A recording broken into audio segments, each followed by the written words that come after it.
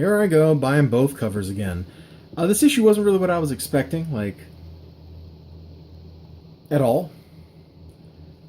It's actually like a little mini anthology. We get a bunch of short stories that are framed with Man-Bat talking to someone. Who's he talking to? I don't know. So we get this one. We learn about this bordello run by the devil. And monster attacks and kills everybody, including the devil. Right there. Who's about to launch his army, but oh, the monster already ate the army.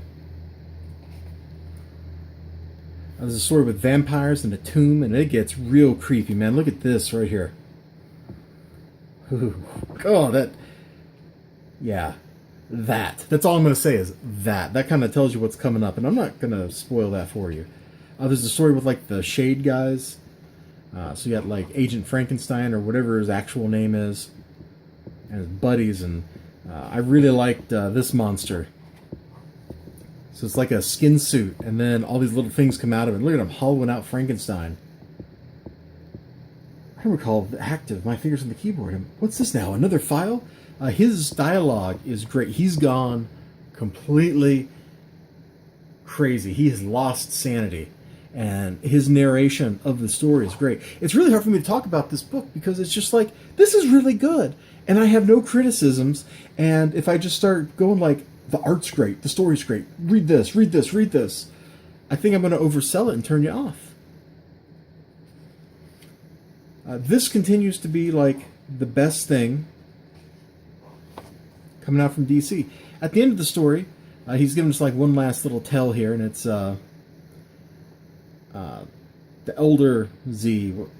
Let's see, she's Zatanna, he's Zatara, right? Right?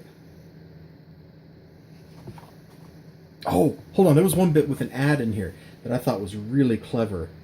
I don't know if... Yeah, it was this one. Do I dare read it? And then you flip over. He's like, another file. Do I dare read it? You see what they did? File? This has to be intentional. Nobody would lay that out by accident. If that was accidental, that's just a wonderful random bit. But I think that was intentional. It has to be. I won't believe it otherwise unless somebody comes out and says, no, that was just an accident. Anyway, the fight at the end concludes. We're going to kind of cover up this bottom stuff so you don't see all of it. But look at that monster they're fighting. That's cool looking, ain't it? And look. Oh, I didn't mean to show that. And look who he's been narrating to this whole time. Huh.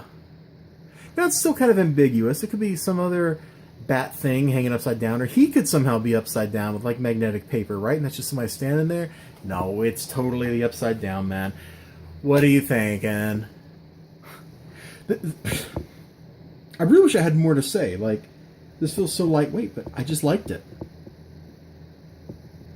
It was a fast read. It wasn't what I expected. I was expecting like a continuation, some investigation or something, and instead we get this anthology that kind of summarizes what they've been up to for X amount of weeks. They've been investigating these monstrous incidents one after another.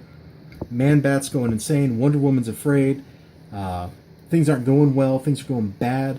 All the magical things are being eaten. They're being devoured. The monsters are creating their stories because stories have power. Whether we're talking like real power like that or idealistic power, what you fear. You know, if they replace the monsters that already exist, then how are you going to kick them out, right? Like if there's no Dracula because something came along and ate Dracula, that's scarier than Dracula, isn't it? That's going to haunt you. That thing will always have power over you. So how can you have power over it? So there's like ideas like that bouncing around here that I'm really liking. And I'm wondering what's going to happen in issue number 8. I think it's going to be great. I hope it's going to be great. I'll see you next time. Bye-bye.